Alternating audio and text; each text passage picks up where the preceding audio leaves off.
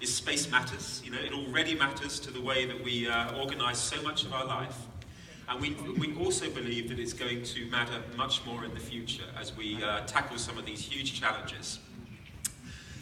And I would draw the analogy to some of the great internet businesses, and actually Amazon is a good example. And Jeff Bezos, who's also in the space business, says when he started Amazon, he didn't need to invent the internet, he didn't need to invent online credit card payments or online payments, he didn't need to invent logistics. That infrastructure was already there. All he needed to do was to put Amazon on top of it. If you're an entrepreneur or an educator or a business person who wants to do something in space today to improve life on Earth, it's really hard to do it because that basic infrastructure of access to space just doesn't really exist. At the moment, I would say that access to space is like a narrow, treacherous path. What we're trying to do is to make it a broad highway which is open to everybody. And that's why, that's why we come into work every day. And when, in 10 or 20 years' time, if we can look back and see access to space transformed, then we will have done a good job. And so we sum that up in our purpose as together, because space is hard. You need to be collaborative. You need to get the best partners, the best stakeholders, the best staff, the best customers in order to get there. So together, we open space because at the moment it's pretty closed to most of us.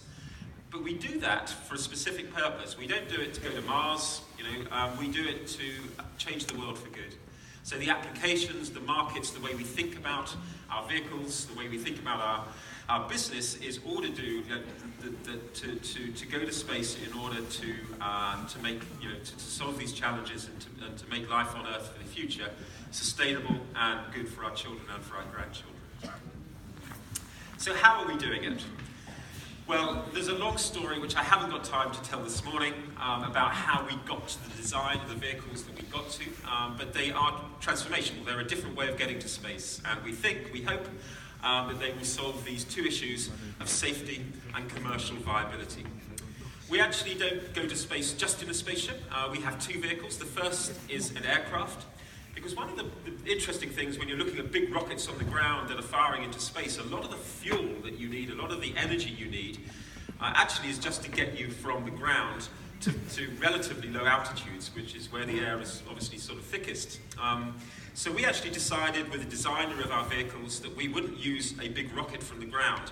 We would actually use a very efficient, cheap, reliable, safe way of getting to high altitude, which we've been doing for over 100 years, called an aeroplane, in order to get our spaceship up to a level where you need a lot less fuel, a lot less energy in order to go the rest of the way to space. So this is our first stage. It's an aircraft which is designed specifically to take heavy payloads, i.e. a spaceship, up to high altitude.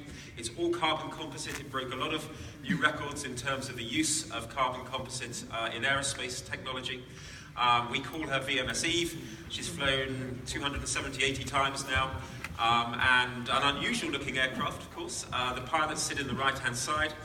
They love flying her, so it's a beautiful aircraft to fly. The only thing they have to remember is when they land, you don't land on the middle of the runway, you have to land on the side of the runway. But other than that, it's just a sort of conventional aircraft. The second vehicle, obviously, is our spaceship. This is spaceship VSS Unity. And a beautiful looking vehicle designed to take 6 passengers, two pilots, right into space. It is a high-level glider. It's a Mach 3 rocket ship. It has to do a lot of things, and of course keep people safe and give them a great experience. So that is Unity. She's built, she's flying, and has actually been to space. So in the final few minutes, before I'm going to show you a lovely film at the end, but in the final few minutes, I'd like just to spend a bit of time talking about what it's going to be like to fly to space with Virgin Galactic as a passenger, as an astronaut. Hopefully from Puglia one day, and it's going to be great. So you're going to spend 3 days with us preparing and training for a trip of a lifetime. This is